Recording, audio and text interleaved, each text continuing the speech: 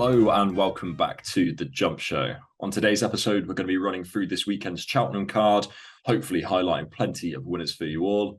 And as always, I'm joined by Jake Price. How are you doing, Jake? Yeah, all good. Thank you, Willie. How are you? I'm very good, thank you. And Dan Overall. How are you doing, Mr. Overall? Very well, my friend. Very well. Up to Cheltenham for the 2 days. So looking forward to that. And yeah, bring it on. Finally back. Before we get stuck into the weekend's action, Jake wanted to highlight a horse of note or an eye catcher to put on your radar. Go on, Jake, take it away. Yeah, so I'm sure most of you would have heard that Noble Yates went over to Old last weekend. So obviously he was the Grand National winner, and he ran in a Grade 3 chase over there. He ended up being pulled up, and it was quite widely reported that he was going over and that he ended up being pulled up. But something that didn't really get spotted was that Emmett Mullins also sent across a juvenile hurdler. Now this horse is called McTeague. He was rated 98 on the flat for Jim Bolger, and even ran in the Vertem Perpetuity as a 2-year-old. So he's obviously quite well regarded. And he started life over hurdles for Emmett Mullins last month at Sedgefield, where he won a juvenile hurdle quite impressively, as you would expect for a 98 rated flat horse at that time of year. But yeah, he went over to Old and he ran in a Grade 2 juvenile hurdle over there. And he actually took on the highest rated horse, a juvenile horse in France called Saint Donat. Now, this horse would be rated 146 in Britain if he was to come over here, according to Adam. So he's clearly a well-regarded type. And McTeague looked up against it in the race. Obviously, he went off about 8-1. The favourite was 6-5. So, that's reflected his chances quite fairly, really. But going down towards the last, he took it up. He made a mistake at the last, which let St. Donat go back ahead of him. And then he rallied up the run-in and went and won by 3/4 of a length. Now, obviously, if he's beaten a 146 horse, then that is a hell of a performance. And I'm just surprised it hasn't been noted as much in the media or even on, racing Twitter sphere. I haven't heard much about it. So, the two pulled 10 lengths clear of the third as well, and he's a well-regarded type. So he's currently available at 18-1 for the Triumph. I'm not saying he's going to go win it, but he set a very high bar for horses to aim at even at this early stage. Brilliant. I'll be sticking that one straight in the tracker. We are recording this on Thursday evening, so let's have a quick look at Friday's action. I haven't got anything, but I'll head to both of you, and I'll start with you, Dan. Yeah, as you say, Thursday evening. So the most time where all the prices decide to fluctuate and everything we have planned has basically gone out the window because they've all started contracting so much. So we've really timed this one well. Kudos to both of us. But the one in the 355, it's probably the most confident I was of the selection when he was priced up at like 7-2, 3-1. Was Spanish Present, because I just think his mark 116 is an absolute gift. Talking about a horse who was regarded well enough to run in the champion bumper and ran well in it on heavy ground when he probably wants good to soft, really his ideal conditions.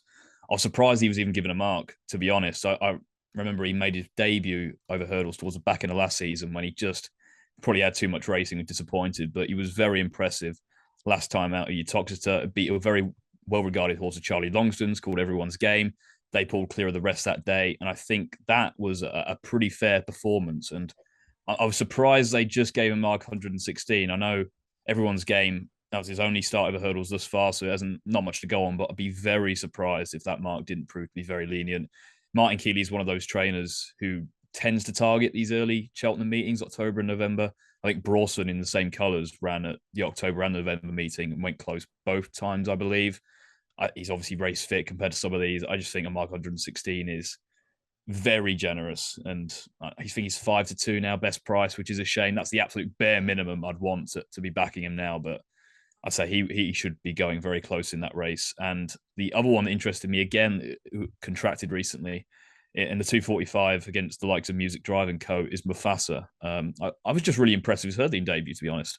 I just thought it was a very accomplished performance. He didn't necessarily show a ton in his bumper, but he showed something. But to win this race like he did, I thought was very impressive. He travelled very well into it. He eased into the lead and then quickened. So he did pretty much everything you'd want. And the horse he beat was called Colonel Harry, £130,000 purchase for Jamie Snowden, who we know has started the season in fantastic forms. We know his horses are forward, so I wouldn't put Colonel Harry's defeat down to a lack of fitness.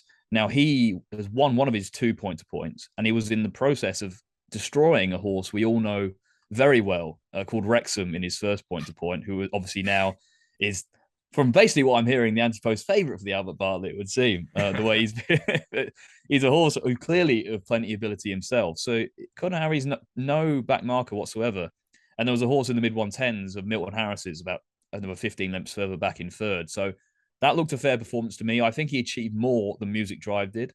Now, Music Drive had better bumper form, but based on what we've seen over hurdles, I thought Mufasa was far more impressive. And I think at 5-1 currently, again, it's borderline price that I was hoping for in a competitive race against some Irish Raiders. But I say he was the one who impressed me the most over hurdles thus far and may have plenty of scope for improvement as well. If Dan isn't tipping non-runners, then he's tipping horses whose prices have completely gone. He's a very we tried to valuable organise asset. this on Wednesday evening, and then all of a sudden we'd get a message in the group. Oh, guys, can we not do Wednesday evening? I'm really busy. I'm a busy man, and yeah. So now we're forced to do this last second. So you, only you, have cost people some potential value there. So you've only got one person to blame, my friend, and I'd suggest you take a long, hard look in the mirror. Video was always going out Friday morning, mate, but we're not going to have. That's because you're lazy. We're not having a domestic on this chat. Jake, go on. Who are your selections for Friday's action? Yeah, so in the 355, I do agree that Spanish President is, a very likely winner off that type of mark. But I did look against him just because the price absolutely collapsed as soon as people cottoned onto it. Yeah, so I've just looked at Seddon, who comes across with John McConnell. So John McConnell's got a brilliant record at Cheltenham outside the festival. He's had 15 runners, away from March at Cheltenham, and he's had 5 winners in that time, so 33% strike rate. So obviously that's brilliant. And as well handicapped as Spanish President looks, I think Seddon actually does have a decent squeak here. So he was one off a mark of 132 for Tom George, and then he's also one off a mark of 128 twice for Harry Whittington. So he's clearly capable of this mark of 129, which he finds himself on now. And over the summer, he joined the John McConnell stable. As I said, he used to be obviously owned by the McNeil family, but now he's with John McConnell. He started off at Cartmel in a handicap chase back in August, where he finished second off 128. It was a decent run, but he had no chance with the winner. But last month, he actually ran a really eye-catching race at Navan. It was over 2 miles, and he finished really well. He just lost he just lost second up the run-in. He needs to go over further. So 2.5 at Cheltenham on decent ground would be right up his street. And as I said, he's off a mark of 129, which looks workable, especially as Ben Harvey takes the ride and takes off £5. And he's actually won at Cheltenham before on some neck a couple of years ago. So he's a capable rider. The other one I'll mention is in the 430. So it's the amateur riders handicap. And obviously we know that Christian Williams won this last year, Strictly a Dancer. He's got 2 very similar types this year. Powerful Position's taken the exact same route as Strictly a Dancer. So he ran at the Chepstow season opener, was just given free rein to race how he liked, basically. He was beaten 20 lengths into second just because it was a free runner race, but obviously would have beaten further if more turned up. But yeah, so he's got a really good chance of mark of 110. They've stuck a £5 claimer on. I think that he's one of those horses that will keep winning. He's won in 2 3-mile, 3 furlong handicap chases last season at Sedgefield. And I think there's plenty more to come from him. So he would be the one. His price has completely collapsed from 9-1 early doors to 11-2 type price now. So it's not ideal. I'll be reassessing in the morning to see if I'm actually going to put him up or not. But the other one to mention is Johnny Max. Last season, as I said, Christian Williams won at Strictly Dancer, and The Future's Bright was actually the hot favourite and the horse that Twitter was going crazy about and wanting to back. So he went off, I think, favourite, or at least near enough. But Strictly Dancer came through, I think it was 7 or 8-1 and won it. So Johnny Max is currently 12-1. He's probably the one that could do the same thing again. He's off a mark of 113, doesn't have a claimer, so it's a little bit tougher for him, but he's got the exact same profile as the other 2. So it wouldn't be surprised to see either of them win. We'll move on to Saturday's action now, where we're going to start off with the 205 at Cheltenham, a class 2 over 3 miles and 1 furlong. Last year's second, the Hollow Ginge heads the market at 7-2, followed by Captain Catterstock at 6-1, Tullybeg third in at 6-1, The Wolf 8-1, Corsorinin 10-1, and 12-1 or bigger the rest. Really butchered that. I'll kick things off with this one. I fancy the current market leader, the Hollow Ginge. The case sort of makes itself or writes itself. He was second in the race last year off a mark of 1:37. 12 months later, he's rocking up £10 lower. He did nothing afterwards, but his record first time out is pretty fantastic. 3:1:21 U2. So he's clearly best fresh. Had a little look. Nigel Twiston-Davies' form in the race is pretty good. He's fielded the second on 3 occasions, the third on 2 occasions, and he's also won the race. The price isn't the fanciest, but I do think he is a very much one of the ones to beat. Jake, I'll head back to you. Yeah, I got the angle of that horse last year where he was 33s into 9s, but I think when you're asking to back him at like 10-3, I think it's a bit of an ask for me, and I've looked elsewhere. So I've gone for Curse of Rain, is how you actually pronounce the name. Nice. For John Joe O'Neill. He ran 3 times over fences last season, and he looked pretty decent on all 3 of those starts. So he started off at Lingfield, and basically he was going to win this novice handicap chase. And then at the last, he just made like a error on landing and took a fall. It was really disappointing because he would have been a good winner that day, off a mark of 135 as well. So it would have been a decent mark to win off. But either way, he then went on to Cheltenham in December, and he ran in the 3-mile, 1.5 furlong novices handicap chase. And that was the race that actually Corrick Rambler won. So obviously that form has been boosted no end by him winning the Ultima. He's now rated 147. The second was Eber's Oscar, who's rated 140, having won at Exeter since. And the third is Under Supervision, who is rated 136 now, having won the Grimthorpe since. So the form is looking really good in that race. Curse of Rain came home in 4th, obviously, not too far off the leaders. And after that, he ran one more time at Exeter, but he was up to a mark of 141 that day. And he jumped left at a right-handed track. Probably didn't enjoy the slower ground as much as some other horses, and I think you can excuse the second there. Connections decided after that to pull stumps on his chase career for the time being, and they went back over hurdles. So they got him qualified for the Pertemps final. He then ran in the Pertemps and came 8th, not beaten too far off a mark of 135. And then he could finish 5th in the Grade 3 handicap hurdle at Aintree as well. So he's run some nice races over hurdles and fences last season. But he now finds himself dropped £4 from that last Exeter run to a mark of 137, which I think is exploitable, especially when you look at the form of that December race. So, yeah, I think he's the one for me in that. And you can back him about 9-1, so he's a nice each-way price as well. Dan, who do you fancy?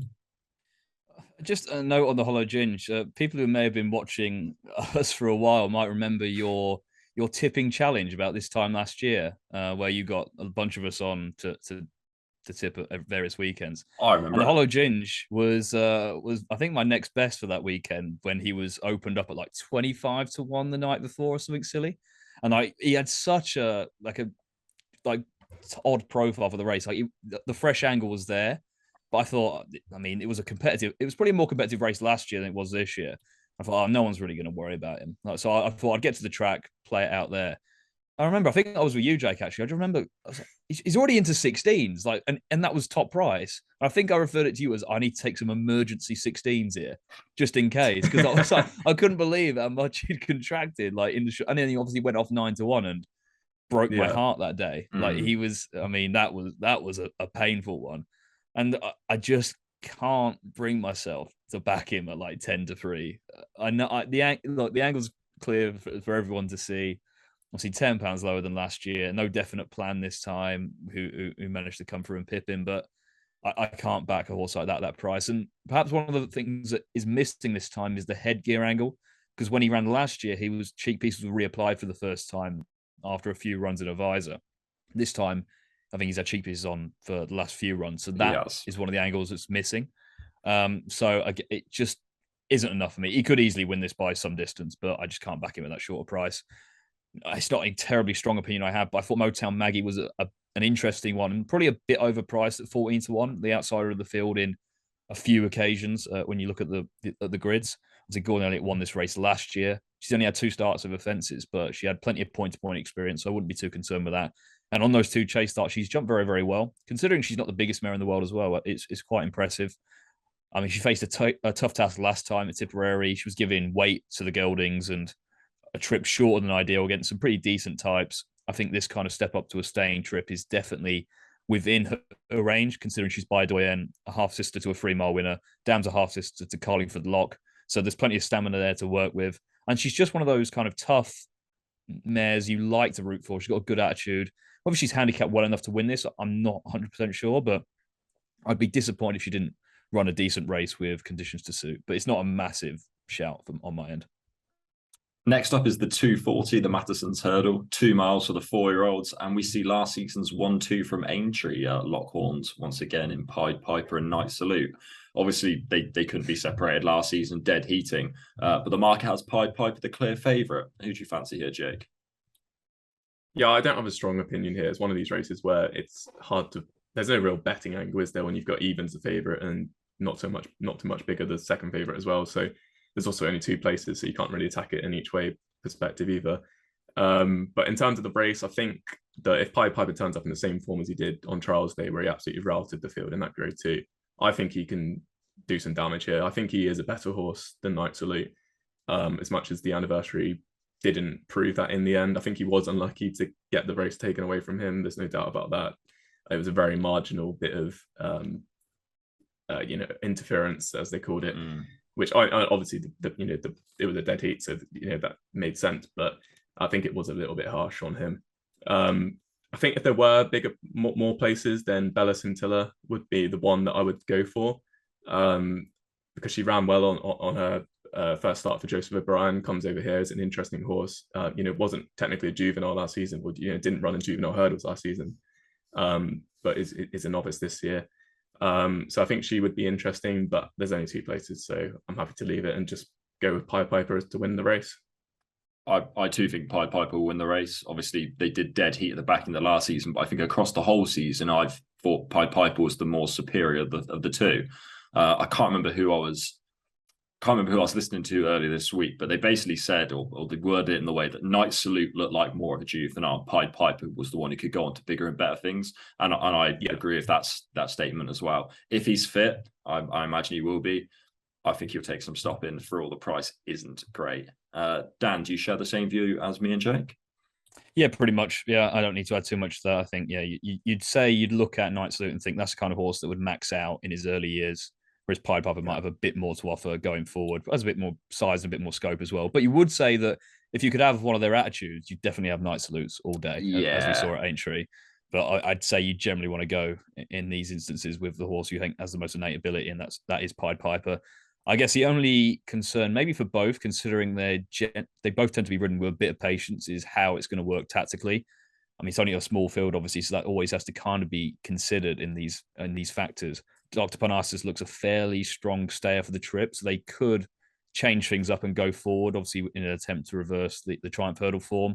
That Bella Scintilla that Jake mentioned went forward in her first start in Ireland, but that race was a bit of a farce, really, because 2 of them were only ever involved in that race, so she was never going to get behind. So I'm not, from a tactical angle, I'm not sure if she'll try and go forward here. Sawbuck has been ridden prominently before, but very inconsistently. So I guess the only danger to both would be if this turns into a bit of a messy race again, and then it kind of comes down to who's got more of a turn of foot at that kind of trip over and a slowly run 2 miles. And you'd probably still say Pied Piper, wouldn't you? Probably just has a bit more boot to him, coming off the flat as well. Yeah, it's one of those. I thought the tactical angle might be a bit interesting. It might get a bit messy, but I guess we'll see. But say it's even money Pied Piper. I won't be rushing to back him, but I'd be disappointed if he didn't win. Podcast nap. Something to note though is that the winner of this race has not been a favourite since 2013. So they do normally get turned over. These you listen to Tony Calvin. Yeah. He's not a fan of that one. All right, moving swiftly on to the 3:15, a 2-mile handicap chase with the winning machine clear the runway, top of the market, looking for 6 wins on the bounce.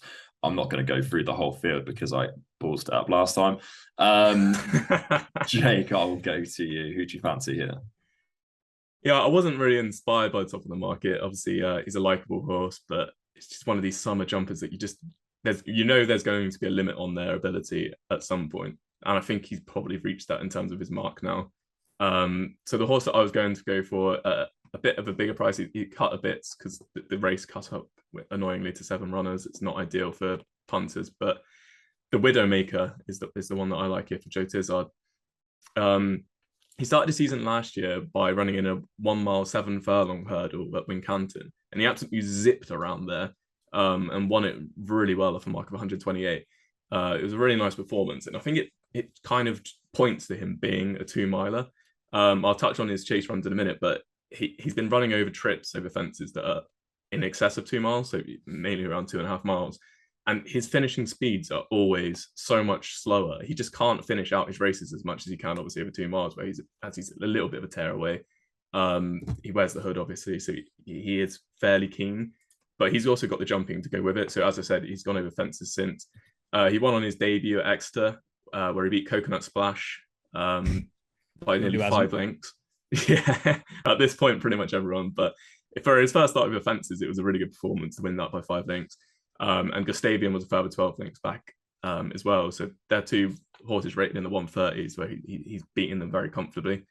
He was tried over 2.5 at Chepstow then on his next start, where he bumped into Emir Sakri, who's rated 136, and he was just simply outstayed that day. Like he went through the race absolutely perfectly, but he just got beaten by this better stayer. But his most interesting run, obviously, was he finished the season in the Manifesto Novices Chase, which is Grade 1 at Aintree. And he was leading all the way down to, I think it was about just after the second last that day. So again, he's shown plenty of speed. He went with Gin Online that day out in front, jumped really well, and then, got outstayed by Miller's Bank and the like. So that was a decent performance to finish ahead of Gin Online either way. He was only fifth, he was finished third, was 15 lengths off the winner. But I think dropping back to 2 miles over fences is actually going to be the absolute key to him. Especially at a track where he's got that stiff finish. So it's not completely far-fetched that he's going to get outpaced or anything like that. I think he'll be fine. He'll stay on at the finish. And I think he's got a really good chance off a mark of 140. The only slight concern is Joe Tizard's stable form at the minute. He hasn't had too many winners, but he also hasn't run a horse of this caliber yet. So I think he's got a good each way chance. It's a shame there's no free places anymore, but the Widowmaker will be the one for me. How do you want him to be ridden? Because obviously, if you think he's dropping back in trip, and you say he made all to win that novice hurdle win Canton, do you want him to go forward? Because I mean, there's plenty of other pace angles in here, which might be a bit of a concern. I think he has to be ridden that way. Like he doesn't necessarily have. Yeah, he's very keen going. Like he doesn't necessarily have to lead, but like he'll be up with the pace, like alongside the whoever makes the running, or if it's too slow, he'll make the running. I think it definitely won't be too slow in this race. No, exactly. Mm-hmm. So I'd imagine he'll just be up with the pace, and best horse will win is how I'm seeing it. And the best horse is Editor G, as we know, who is the one who will make the pace, even if others try to get to him. Because obviously you've got the likes of Ephinoc Fizz as well, who likes to try and go forward. You've got a few others in here that are known for fairly precocious tactics. Editor G being the main one. El Baracho tends to go forward as well. Nothing in here really tends to be ridden with too much restraint, other than Poseidon and Dad's Lad, the 2 Irish ones. Dad's Lad being a very strange one, being Willie Mullins' only runner on the card. Poseidon, another one, his first start for Gordon Elliott. He's actually had some decent form if you go back far enough last season. So it's actually quite a tricky little race, this one, bringing in a few different types. You've got your summer types in there as well. But I just think Editor G is at this point where these are the kind of races he can win. And after that, it's kind of tough for him. So I'd be amazed if they don't have him fully kind of revved up for this task.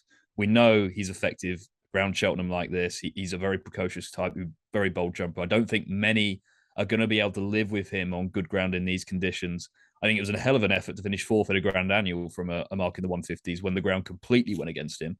So he's just one of those types where he's probably going to struggle to make the step up to graded class, as we kind of know. He might be able to compete in those lower graded 2-mile chases, but the grade 1s are probably out of his depth. But these kind of races, the weaker Cheltenham handicaps or marking the low 150s are probably within range. So he would be where I'm going. I think at least you know what you're going to kind of get with him. He should be ready for this. He'll go off out in front. If he gets pegged back after 2 out, then it's game over. But he should give you a fun run for your money anyway. Nothing for me in this race because the horse I fancied is a non-runner. So we're going to move on to anything else on the Saturday, and I'll go to you, Jake. We're not going to do the Potemps. I've completely forgot about the Potemps because I didn't look at it. Job, Willow. It's the bloody Potemps qualifiers, the best race of the day, mate. Best race of the day. What are you on about? How could you forget? Jake, who is going to win the Potemps qualifier? I haven't got a clue. No, it's obviously the worst type of race to try and have a strong opinion on. You've got 18 runners.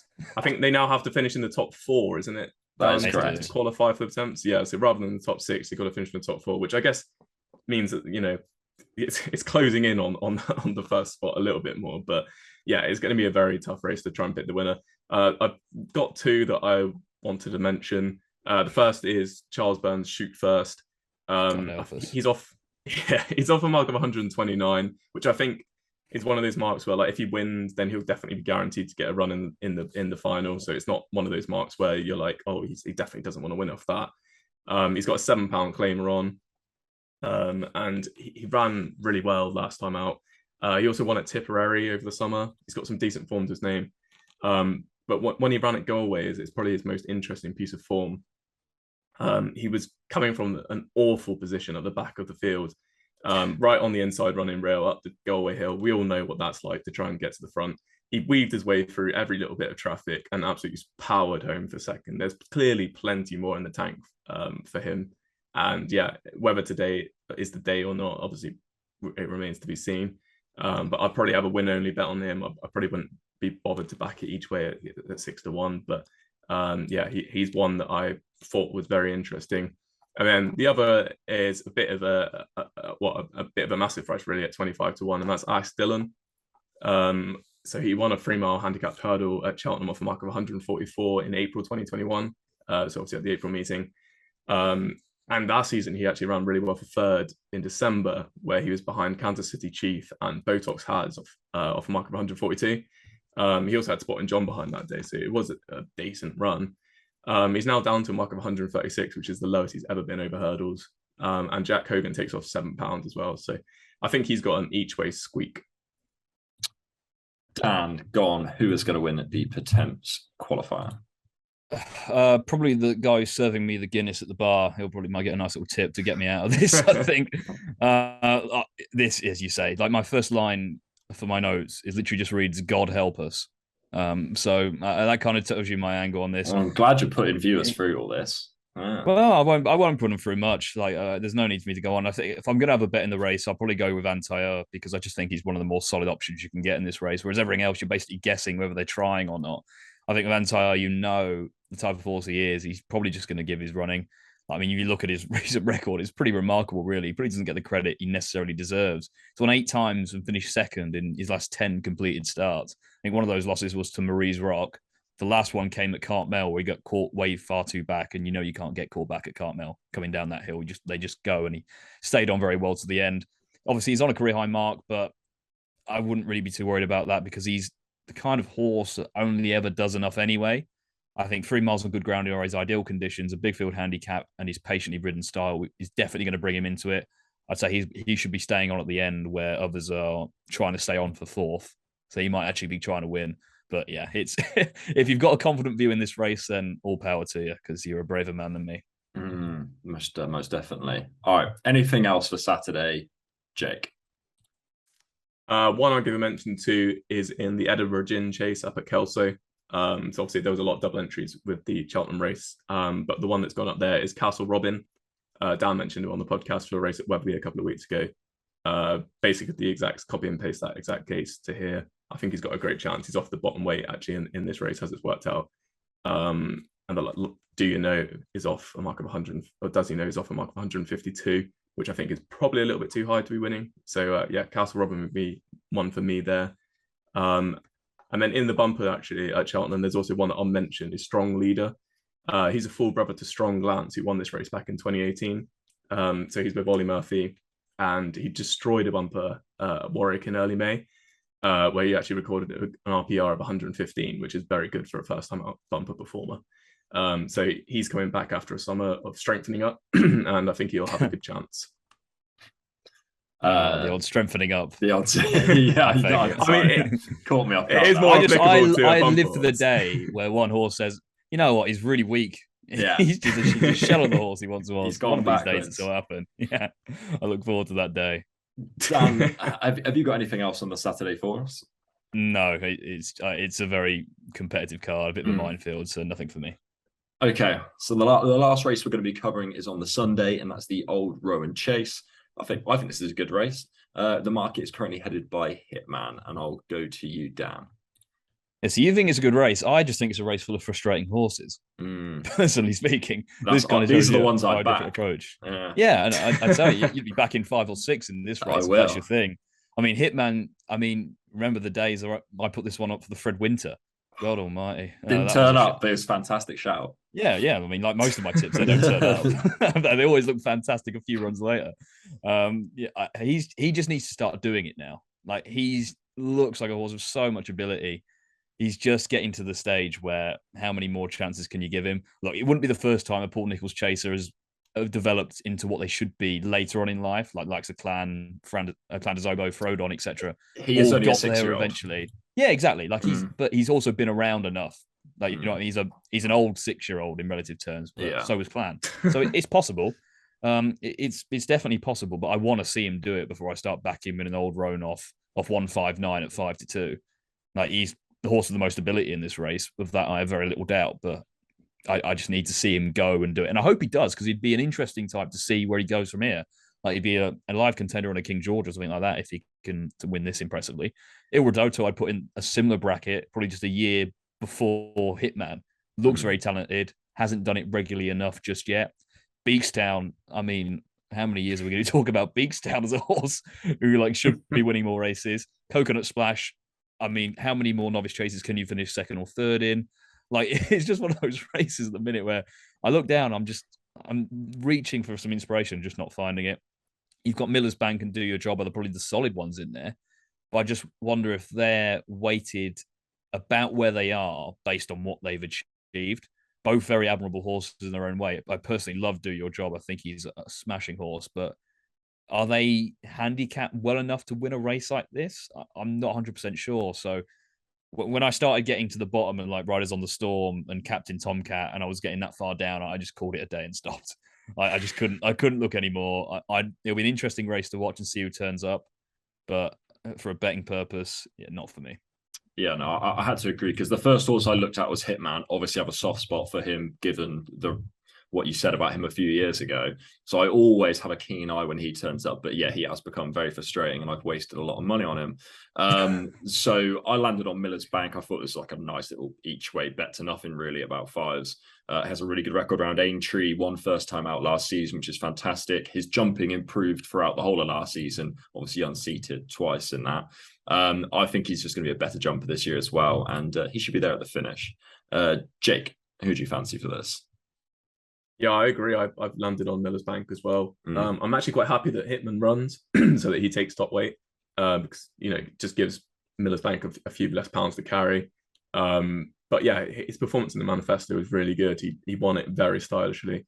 He obviously went over to Punchestown afterwards, and it probably just was a race too many for him. Yeah. So yeah, I know a mark of 153 is obviously tough to win it. They're all fairly well grouped. I mean, he has to give £7 to Do Your Job, which may end up being too much. But I think, as you said, he's definitely one that's going to be hitting the frame. We know that he likes the ground, and we know that he likes the course. So that's two things in your favour.